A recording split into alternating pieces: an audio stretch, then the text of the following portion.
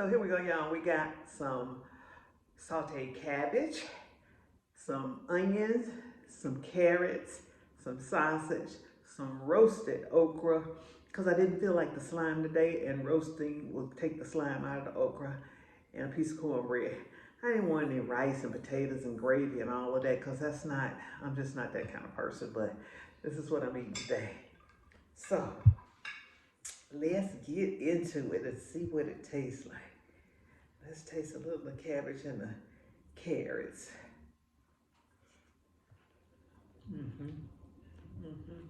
It's soft, but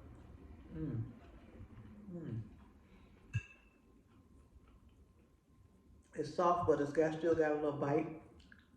The sausage. It's the best sausage in Texas. This is the best sausage in Texas, y'all.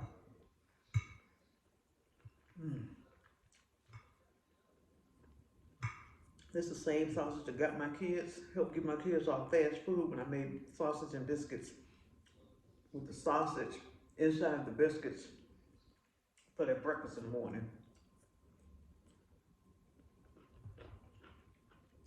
Here, okra.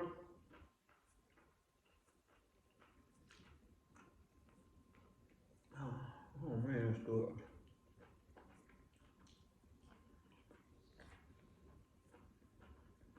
And the cornbread.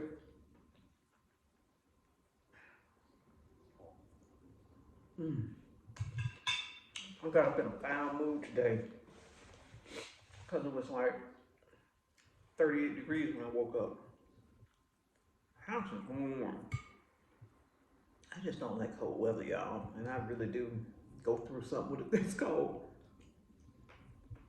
I think it's in the 50s now. This is good. But I wanted to do this meal, number one, this is what I wanted to eat. Number two, show y'all that when all your vegetables are clean in the refrigerator, you can kind of start with one idea and say, I want this. You know what? Y'all forgive me, because I always forget to put this microphone on. Can y'all hear me? I always forget to do it. I'm not going to do it now. I'm too late. Y'all just got to love me where I am, okay? Okay. I'm too late, because we eat now. And this food is good. But what I was saying is, when you have all your vegetables clean and dried away and put in the refrigerator,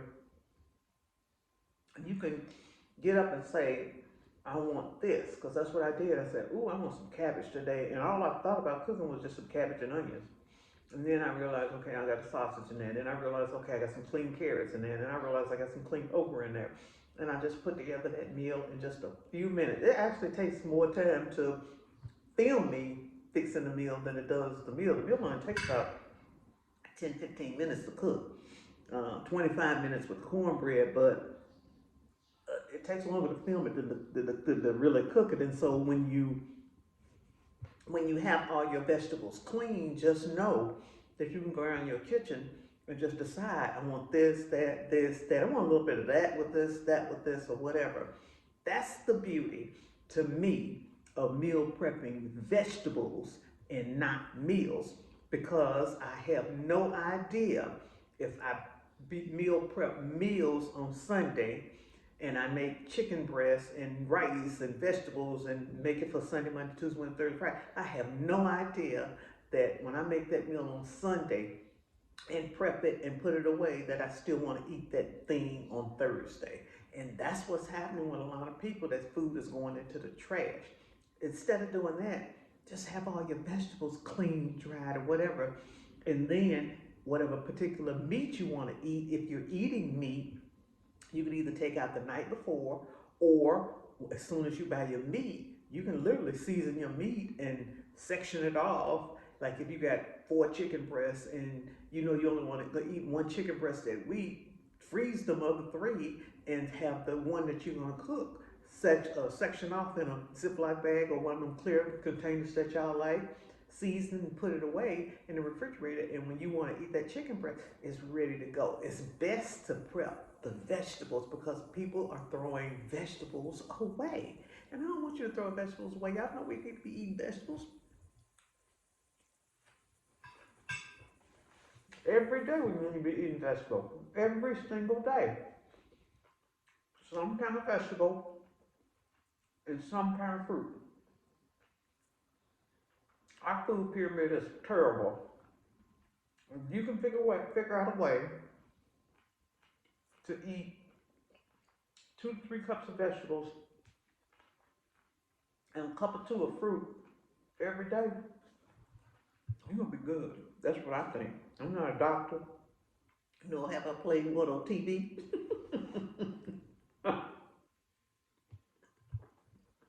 But I think it helps if you're eating vegetables every single day, every day. And the only way people are gonna do that is if they're already clean. They're already clean, dried, put up, and ready to go. So all you gotta do is just grab them from the fridge and prepare them however you're gonna prepare them. Are you gonna eat them raw in a salad? Are you gonna roast them? Are you gonna saute them? Are you gonna steam them? However you decide you're gonna eat them, you just grabbing them out of the refrigerator and doing whatever you need to do with them at that time. That's the beauty of having your vegetables and stuff prepped, clean, and dry. Well, that's kind of what I wanted to share with y'all today. This food's so good, y'all.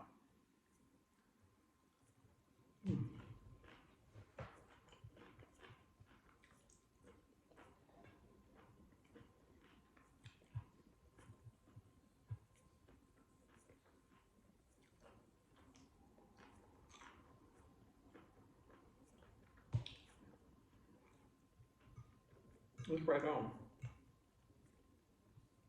This is it. We gotta get back to basics, y'all, on this food thing. We gotta get back to basics. Y'all, it look like I lost a pound or 2. What y'all think in my face? Tell me yes, I'll be encouraged.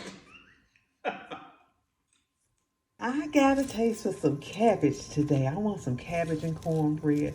I kind of like my cabbage kind of in strips, thin like that. That's how I like to eat mine. And I still like my cabbage to have a little bit of bite to it. I don't like my cabbage all watery and soggy. But I like to put onions with my cabbage. So let's make some cabbage and cornbread. Just in case you hadn't watched the cornbread video, in this bowl, there's 1 cup of flour, there's 2 tablespoons of sugar, there's 2½ teaspoons of baking powder, there's a ½ teaspoon of baking soda, there's a ½ teaspoon of salt, and there's a cup of cornmeal in this bowl. With this, I'm gonna add a cup and a half of buttermilk plus 2 eggs and 1/4 of a tablespoon, I'm sorry, not 1/4 of a tablespoon, 4 tablespoons of melted butter, okay? So that's the dry ingredients. Here's the milk, the buttermilk. So let's add the egg to it and let's add the melted butter.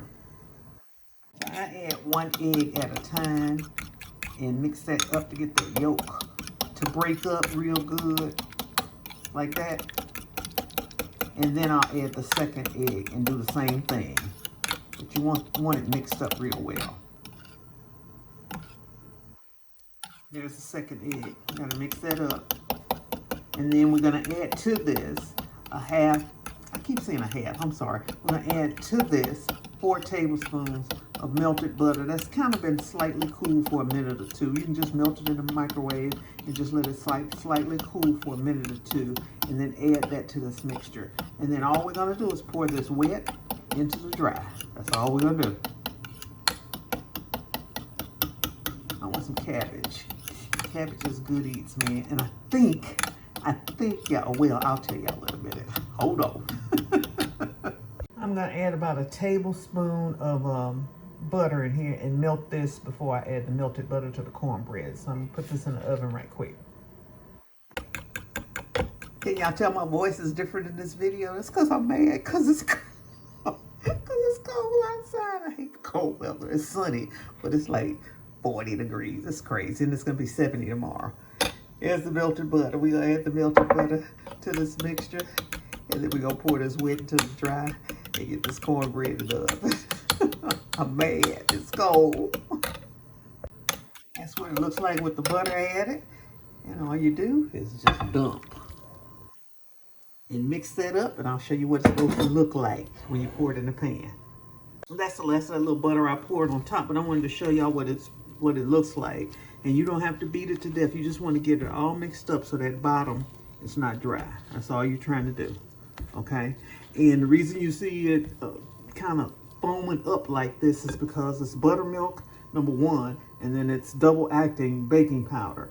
And what that means is that the baking powder has a reaction once it has liquid in it. So the baking powder is reacting to the buttermilk, and it's double acting baking powder because it's going to react again and help the cornbread rise when heat hits it. So when it goes into the oven, the baking powder reacts and helps the cornbread rise. That's why it's called double acting, because it acts on wet ingredients and on heat. Okay, get ready to put it in the oven. That's what it looks like getting ready to go into the oven on 425 for 25 minutes, 30 minutes. So I decided I wanted some sausage with my cabbage. But here's the deal with me. I don't like the sausage skin. Only time I'll eat the skin is if I'm eating remember the old school sausage sandwiches where you'd have a fried sausage on a piece of white bread? Ooh, Lordy Jesus, that was good. But I don't eat white bread no more. And I'm not making a sausage sandwich. So I'm going to take some of the skin off. I'm not going to use this whole sausage, of course, for that little bit of cabbage. So I'm going to cut this and take some of the skin off and then show you how I'm going to fry this up. But I don't like this skin. Kind of wanted you to see the difference. I'm never going to get it all off, but I got a little bit of it off. I'll come back and try to get a little bit more of that off, but there's the difference. And this is what I used to do when I made biscuits for my children. I would cut the skin off, and cube up the sausage like it was onions, and then cook them up, put them to the side, let them cool, and then put them in my biscuit batter and bake my biscuits for my kids. And I'm telling you, man, when my kids were going to school, baby, they loved them biscuits because they basically got a full meal in a biscuit. Now, they took 2, 3, 4 biscuits, but look, they basically got a full meal in a biscuit. It was so happy. It was better than any other fast food places we were going to. And so that's when I started doing that. I started taking the skin off, and I just still do that today. Here's what it looks like cut up. So let's fry this sausage up and then get this cabbage and onions in the skillet.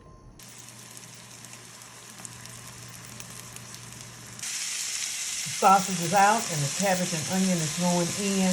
I also cut up some okra and put it in the oven to roast it. So I'm roasting a little bit of okra right now too. To go with the cornbread. The cornbread's out. I added a little salt, pepper, and cayenne to this. I'm going to put the top on this and let this steam come through and finish cooking this cabbage. And I might throw some carrots in here too. I did just add a little bit of carrot and just shave, you know, like that thin carrot. I keep calling it carrot. 16 carrots. Carrots. I did just make it real thin and added it to it. And the cabbage is not quite, but almost right where I want it. I want a little crunch, but not too much crunch to it. But it's seasoned real good. Salt, pepper, cayenne. It just needs to cook just a little bit more.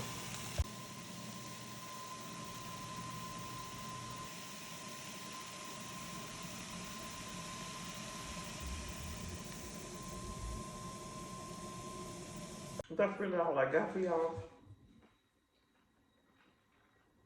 I hope y'all enjoyed the meal. Make sure y'all go up there and watch the next video and subscribe.